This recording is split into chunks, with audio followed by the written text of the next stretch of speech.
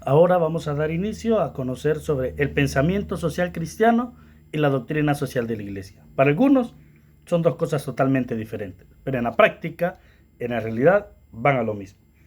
Veamos primero con el origen de la doctrina social de la Iglesia. Aquí vamos a tener en cuenta la aproximación del desarrollo que hemos hecho sobre el concepto. El estudio nos va a llevar a profundizar sobre el concepto fundamental de nuestro curso, que es la doctrina social de la Iglesia. Ya nos acercamos al concepto en la clase anterior 1, donde vamos a ver que en encíclica, concretamente en la Rerum Novarum de 1891 del Papa León XIII, es donde marca el momento fundante y origen sobre esto. Vamos a entenderlo más adelante. Pero es necesario que aclaremos algunos elementos previamente para que tengamos una máxima comprensión sobre a qué nos referimos a doctrina social de la Iglesia.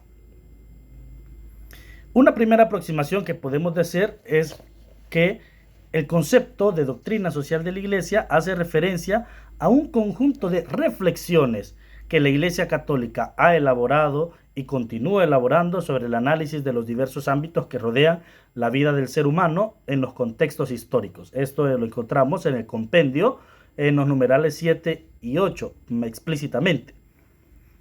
Cuando decimos que es enseñanza de la Iglesia sobre las realidades que rodean la vida de las personas, ¿cuáles realidades podemos mencionar? Trabajo, familia, derechos, deberes, economía, cultura, educación, política, medio ambiente, desarrollo, valores sociales, justicia, ética social, etc. Es decir, hay un sinfín de realidades que rodean a la persona humana. Y la Iglesia, vuelvo a repetir, se preocupa porque la finalidad primera y última y única sea el bienestar de la persona humana.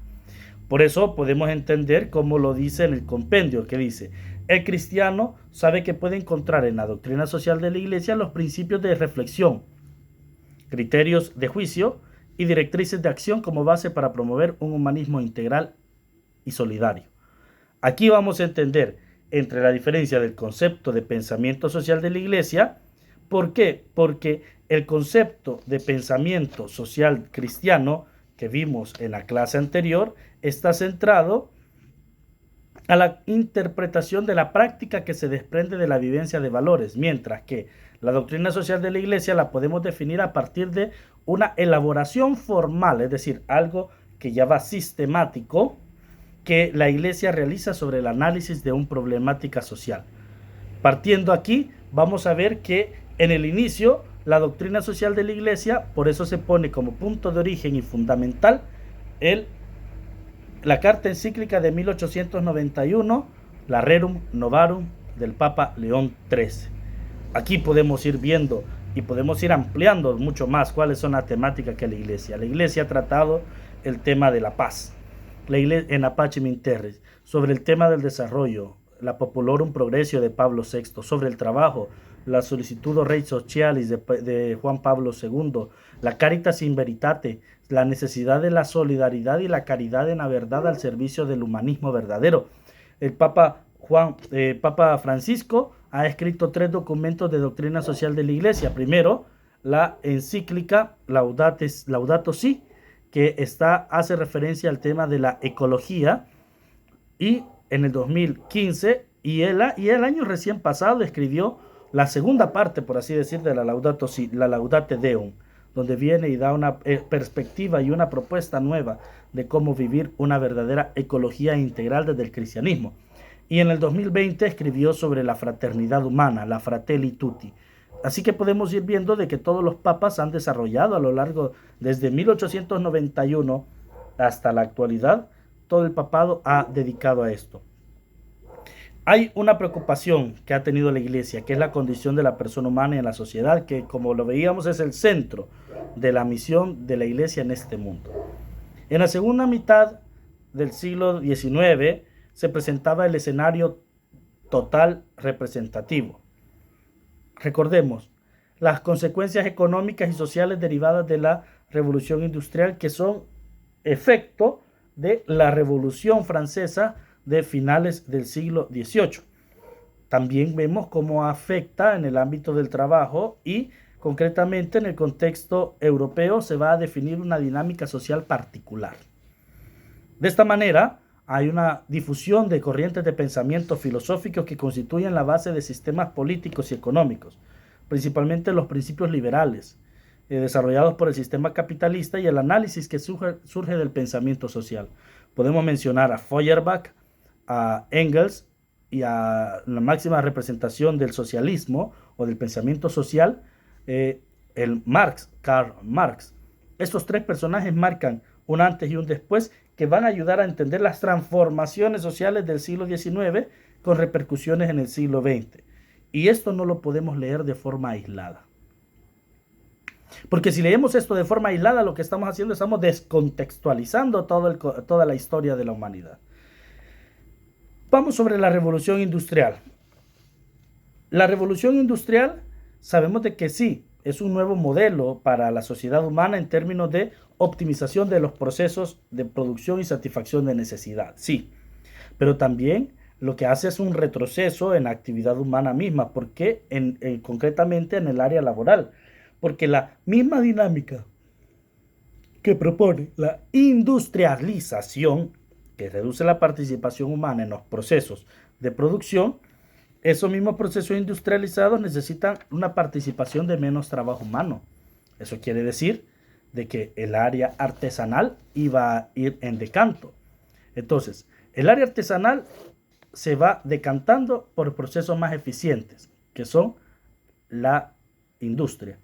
A esto, que la industrialización por sí misma representa el sistema capitalista y los principios liberados heredados del siglo XVII y XVIII, que van a desarrollar la dinámica socioeconómica que se impone. Sabemos que surgen dos grandes grupos consecuentes de esta gran transformación social. Primero, el minoritario, aquellos grupos de personas que poseen los medios de producción de la industria, los empresarios de ahora, que en aquel entonces eran conocidos como la burguesía o el capitalismo. Estos aportan a la dinámica social los medios de producción. Pero por otro lado está la gran mayoría, que son los inmensos grupos de personas que nos representan la fuerza de trabajo, que mueve con su mano de obra en los procesos de la industria y que son conocidos como el proletariado. De esta polarización entre burguesía capitalista y proletariado, la dinámica social resulta consecuente con problemas económicos y sociales. Si bien los procesos de industrialización y de producción refuerzan la situación limitada del proletariado, que solo poseía la fuerza de la mano de obra en la dinámica social y productiva, se va a acrecentar la gran brecha de condicionamientos y posibilidades humanas entre las mayorías proletarias y las minorías capitalistas. Y de esta dinámica resulta el escenario para el pensamiento socialista, que va a comenzar a tomar fuerza y generará en el proletariado el ideal de un sistema que permita la distribución coherente de los derechos y deberes en la dinámica de la producción. Estos encaminados concretamente por Marx y Engels, con el pensamiento, con la obra del socialista, el capitalismo de Marx, donde ahí se desarrolla todo este pensamiento. La lucha de clases. La lucha de clases, que es un tema que se toma mucho interés en el socialismo marxista y que va a decantar o va a explotar más concretamente en la Revolución Rusa, de la Revolución Bolchevique de 1917. ¿Cómo la Iglesia entonces toma injerencia acá? Es así que dentro de este contexto histórico de transformaciones sociales y económicas y a la vez también políticas de finales del siglo XIX, la Iglesia se exige a sí misma sentar una postura concreta en favor de aquellas mayorías que ven acrecentada su limitada situación de progreso, no solamente en el área económica, sino que también en general de posibilidades de condiciones de vida. El análisis de las realidades sociales y las consecuencias de las mismas en la vida de las personas que se venían realizando va a tener efecto en mayo de 1891 gracias al Papa León XIII, donde va a presentar como respuesta a este análisis social e histórico, pero también crítico, que la Iglesia ha hecho ante este escenario mundial. De esto deriva la dinámica social económica y política de la revolución industrial, y hay un fortalecimiento de transformación de poderes. El mismo Papa León XIII ya había realizado análisis previos de estos hechos, y por ese motivo el tema se considera que es muy importante para su desarrollo y su pensamiento. La Rerum Novarum realiza un análisis de la situación obrera desde un abordaje integral, no solamente desde el área económica, sino que también desde el área de la posibilidad de educar a la persona humana y darle el lugar a la persona humana que le corresponde. Y esa es la finalidad de la Rerum Novarum. ¿Por qué? Porque no solamente es un análisis social económico, sino que también es un análisis político de la problemática obrera y de las condiciones humanas desfavorecidas que tenía. Esto es importante. Esto es muy importante que lo tengamos muy en cuenta. ¿Por qué? Porque cuando nosotros analizamos esta cuestión solamente con el simple hecho en el cual le ponemos el énfasis a la persona humana por lo que es, más no lo que tiene, aquí en este sentido, la dinámica impuesta por los procesos de la revolución industrial, lo que vienen a hacer es a socavar la situación y la dignidad de la persona humana.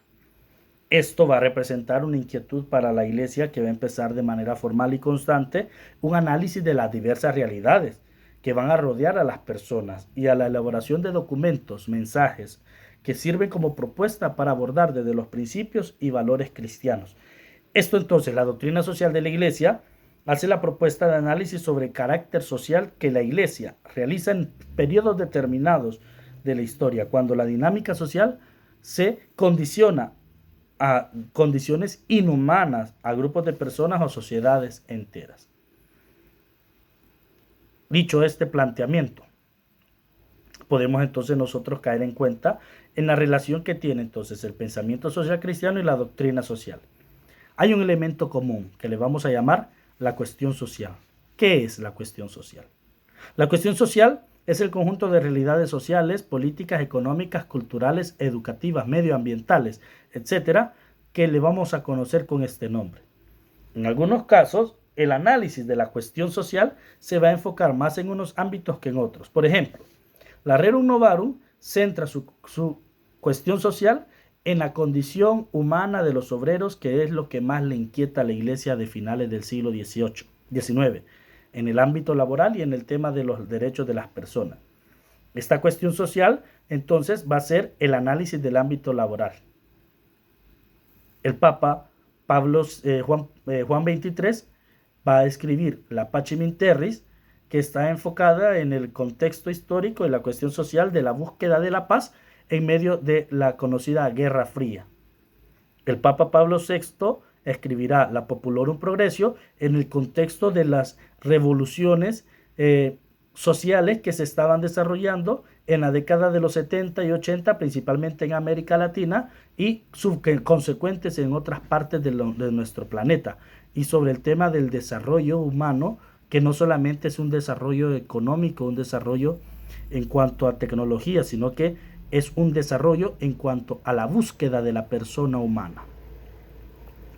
Por eso mismo, la cuestión social de El Salvador en el siglo XX, que muchos sacerdotes, entre ellos encabezados y liderados por el pensamiento social cristiano de Monseñor Óscar Arnulfo Romero, el padre Rutilio Grande, el padre Ignacio de Acuría, muchos sacerdotes religiosas, las religiosas de Mérino y muchos laicos campesinos también, vemos cómo en la década de los 80 el problema era el tema de las diferencias sociales que existían. Hoy, en el siglo XXI, la cuestión social que tenemos en El Salvador, podemos destacar como la violencia, desempleo, inseguridad social y la corrupción política son la cuestión social de la cual podemos partir, estudiar y entender la doctrina social de la Iglesia. Es decir, ámbitos muy diferentes en momentos históricos diferentes que rodean la elaboración y publicación de cada uno de estos documentos. ¿Cómo podemos actualizar y entender la articulación entre pensamiento social cristiano y doctrina social de la Iglesia? Primero, hemos encontrado las diferencias de cada uno. El pensamiento social cristiano se preocupa por la comprensión a través de la interpretación de la práctica misma de la persona humana. La doctrina social de la Iglesia hace referencia al conjunto sistemático de reflexiones que la Iglesia ha elaborado y continúa elaborando. Es decir, el pensamiento social cristiano es la práctica de los hechos, y la doctrina social de la Iglesia es la sistematización o la propuesta que la Iglesia hace desde el magisterio. Entonces, pensamiento social cristiano lo elabora cualquier individuo que analiza la realidad social. Por eso la importancia de esta materia de no llamarse doctrina social de la Iglesia Católica, sino que se llama pensamiento social cristiano. ¿Por qué? Porque cada individuo analiza la realidad social tomando como parámetro los valores y principios humanos que se expresan en la fe cristiana, católica y evangélica. También sobre el pensamiento social cristiano vamos a decir que es un acto reflexivo sobre la condición humana y social, desde las diversas realidades que rodean al ser humano a través de la historia, a la luz de los valores y principios cristianos. Ahora, la doctrina social de la Iglesia, vamos a entender que son los documentos formales, pronunciamientos, discursos oficiales, asamblea, que la jerarquía de las iglesias elabora y publica con el fin de trazar caminos de abordaje a los problemas sociales que presentan a la historia y sobre las cuales el pensamiento social cristiano, entre muchas otras corrientes de pensamiento y análisis social, van a reflexionar. Entendido de otra forma, más práctico. No todo el pensamiento social cristiano se constituye finalmente como parte de la doctrina social de la Iglesia. ¿Por qué? Porque el pensamiento social cristiano lo realiza el individuo, organizaciones gubernamentales, ONGs, no necesariamente grupos eclesiales. Pero la doctrina social de la Iglesia sí es producto del pensamiento social cristiano, porque a lo largo de la historia la Iglesia ha escuchado el clamor del pueblo que, como lo dice el libro del Éxodo, que clama, y ha puesto atención a estos clamores, los clamores de los pueblos que habla el documento de Medellín, que es muy interesante, nos hace replantear, y la Iglesia ya estudia, analiza la realidad y da una propuesta. Entonces es una importante relación entre ambos términos, porque analizar la cuestión social en cada periodo de la historia y desde la validez moral sobre la vida del ser humano, es importante contrastarlo con los valores y principios cristianos. Es fundamental tener en cuenta que el modelo antropológico y social que la fe cristiana ofrece a los hombres y mujeres para su pleno bienestar y desarrollo integral busca no solamente la salvación de las almas, sino que la salvación de la persona humana. De esta manera, se vuelve necesario conocer más acerca de la doctrina social de la Iglesia. Hasta aquí hemos conocido, estudiado y visto cuál es el objetivo de la doctrina social de la Iglesia y del pensamiento social cristiano, que lo podemos resumir, que es un conjunto elaborado de postulados que la Iglesia ha desarrollado a lo largo de la historia sobre la cuestión social. Y esto es lo que vamos a desarrollar en el siguiente tema para que podamos comprender, analizar cómo pensamiento social cristiano y doctrina social de la Iglesia se complementan buscando el fin de las almas como fin último que la Iglesia tiene. Pero no solamente de las almas, sino que de la persona en su totalidad y en su integralidad.